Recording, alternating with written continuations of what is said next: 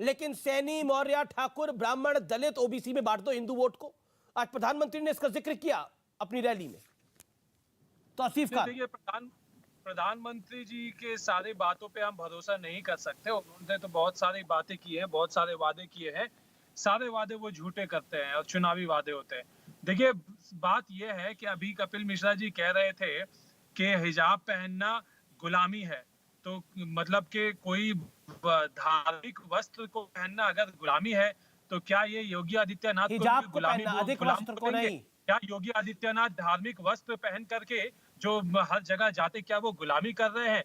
धार्मिक वस्त्र को हम गणतंत्र के मंदिर में पहन सकते हैं, तो फिर विद्या के मंदिर में क्यों नहीं पहन सकते? ठीक है, जवाब। हम तो शिक्षा पे रहेंगे ना, कि हम इस जिद से कपिल मिश्रा, ठीक है, कपिल मिश्रा जवाब।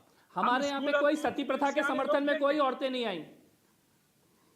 नहीं, मुझे गर्व है कि हिंदुओं में सती प्रथा के समर्थन में कोई औरतें सड़कों पे नहीं आई, बाल विवाह के समर्थन में कोई सड़कों पे नहीं आया, घूंघट के समर्थन में मैं अमीश भाई, मुझे गर्व है कि जब ये प्रथाएं हटाई गई, चाहे वो सती प्रथा हटी हो, बाल विवाह हटाओ, घूंघट हटाओ, कोई लड़कियां घूंघट के समर्थन में सड़कों पे नहीं उतरी, बाल विवाह के समर्थन में सड़कों पे नहीं उतरी, सती प्रथा के समर्थन में आपके मौलाना, आपको आपकी अपनी बेटियां इस गुलामी के खिलाफ लड़ेंगी और आप देखेंगे आपकी अपनी बेटियां हिजाब को उतार कर फेंकेंगी, जैसे ईरान में उतार कर फेंक रही हैं, अफगानिस्तान में उतार कर फेंक रही हैं। आपकी अपनी बेटियां समझ के लड़ेंगी। आपने उन्हें गुलाम बना के रखा है, लेकिन मुस्लिम बेटियां ईरान में लड़ रही हैं, सीरिया में लड़ रही हैं, अफगानिस्तान में फेंक रही हैं, हिजाब को उठा के रिजवान अहमद और पढ़ी लिखी लड़कियां हिजाब को उतार के फेंक रही हैं, और वो भारत में भी करेंगी।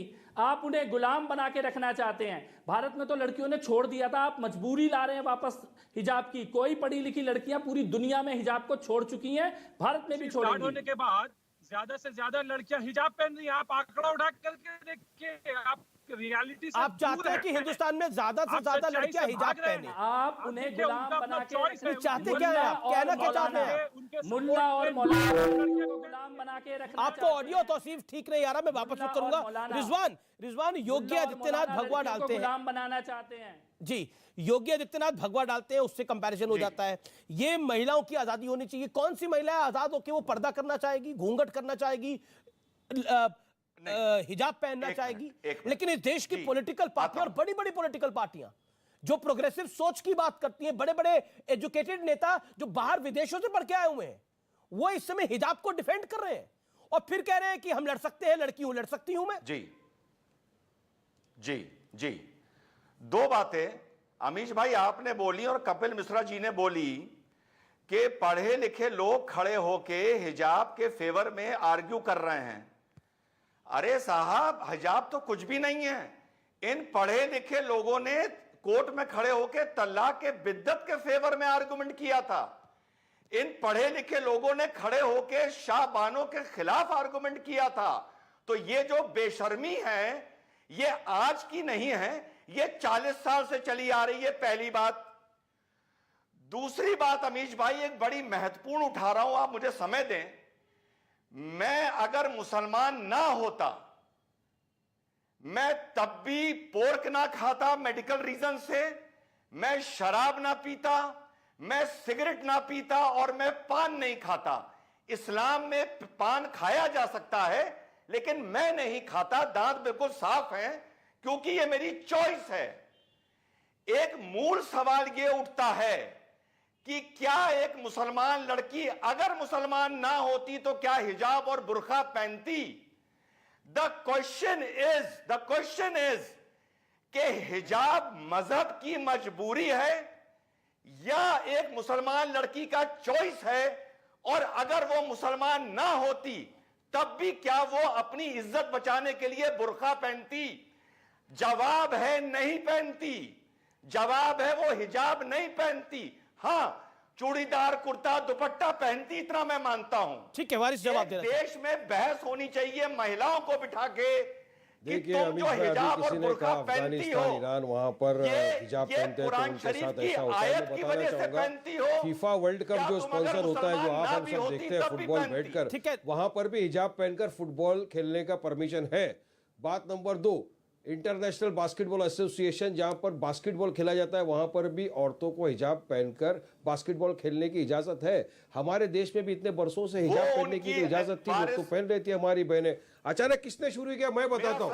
देखिए, धर्म संसद शुरू होते हैं और जहां पर मुसलमानों को जेनोसाइड की बात करी जाती है, वहां से रेडिकलाइजेशन स्टार्ट होता है। वहां के बाद में कर्नाटका के अंदर हमने देखा है, गाड़ी आती है सेफ्रॉन कलर की, हजारों की हिसाब से शालें बांटी जाती है कुछ लड़कों को, फिर वो लड़के शालें पहनकर एक कॉलेज में आते हैं, वहां पर एक मुस्कान नाम की लड़की जो अपने डॉक्यूमेंट सबमिट करने जा रही होती है, उसको हैकलिंग करते हैं, वहां पर खड़े होकर जय सर के नारे लगाते हैं, और वो बहादुर बच्ची मुस्कान शेरनी की तरह खड़े होके जवाब देती है तकबीर अल्लाहू अकबर, और वो आगे चले जाती है।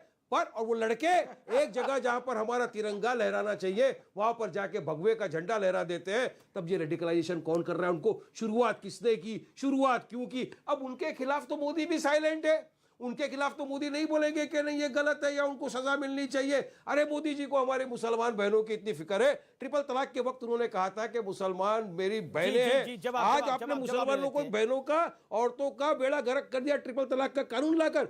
आज बर्डन ऑफ प्रूफ औरत के ऊपर है। देखो, जो भी बेवकूफ गधा इंसान अगर अपनी औरत को 3 बार तलाक बोलता है तो तलाक तो हुई नहीं, मगर उसको जेल हो जाएगी, तो उसको जेल होगी 2 साल। वहीं पर नॉन मुस्लिम अगर तलाक देता है तो उसको 1 साल। तो इक्वालिटी का है, संविधान के अंदर बात कर रहे हैं, बात की गई है, लीगल फ्रेटर्निटी की बात करी जाती है। ओके, रिजवान 40 सेकंड का जवाब। रिजवान, ठीक है, Waris you have took your time. Okay, Rizwan Ahmed 40 second में जवाब। मुस्लिम लॉ, उसको आप क्रिमिनल बना दिए आपने। रिजवान अहमद 40 सेकंड में भाई, अमीश भाई, तकलीफ में डाल दिया। अमीश भाई, डेजर्शन बढ़ गए हैं, अमीश भाई, आंकड़े अमीश भाई, जब बोलिए 30 सेकंड है। अमीश भाई, आज सुनकर, अमीश भाई, आज सुनकर बड़ा अच्छा लगा कि किसी ने यह बोला कि कोई बेवकूफ गधा आदमी अगर 3 बार तलाक देता है तो वो तलाक नहीं होती। अरे यही वो बेवकूफ और गधा आदमी था जो नेशनल टीवी पर बैठ के बोलता था कि अगर 3 बार तलाक दे दिया तो वो तलाक होती है। यही वो गधा आदमी था जो बोलता था टीवी पर बैठकर। पहली बात। दूसरी बात, क्या कोई मुसलमान इस बात का जवाब देगा कि वो लड़की को चुप, अपनी औकात मेरे के बात कर, इज्जत से बात कर रिजवान, बस औकात मेरे, तेरी औकात दिखाए। भाषा की मर्यादा दोनों तरफ से रखी जाए, भाषा की मर्यादा दोनों तरफ से रखी जाए। चल भाषा की मर्यादा क्या, इसको समझाओ, अपनी औकात मेरे, गधा घोड़ा। ठीक है, ये पब्लिक को बेवकूफ बना रहा है। लखनऊ में घूमता नहीं है, बाहर रास्ते में औरतें चप्पल पकड़ के मारती है इसको। अमीश भाई, रियल में मुझे लखनऊ से मैसेज आए। अच्छा, ठीक है। अच्छा, देखिए, नो पर्सनल कमेंट। मेरा निवेदन है, दोनों तरफ से कोई पर्सनल कमेंट ना करे। कपिल में देखिए, मेरे डिबेट का पूरा लॉजिक खराब हो जाता है। कपिल मिश्रा 10 सेकंड। क्या आपको लगता है कि पोलराइजेशन की कोशिश बीजेपी कर रही है? 10 सेकंड में जवाब इसका। कपिल मिश्रा, मैं तो अफसोस कर रहा हूं कि ऐसे आदमी। कपिल मिश्रा, नहीं, मैंने आपको फिर से बताया, जिन्ना की बात अखिलेश ने करी, औरंगजेब की बात सलमान खुर्शीद ने करी। मैं एक चीज कहना चाहता हूं, वो जो लड़की जिसकी बात योगी और मोदी का बयान पोलराइजेशन कर रहा है, वहां पर इसलिए आराम से खड़ी थी, उसे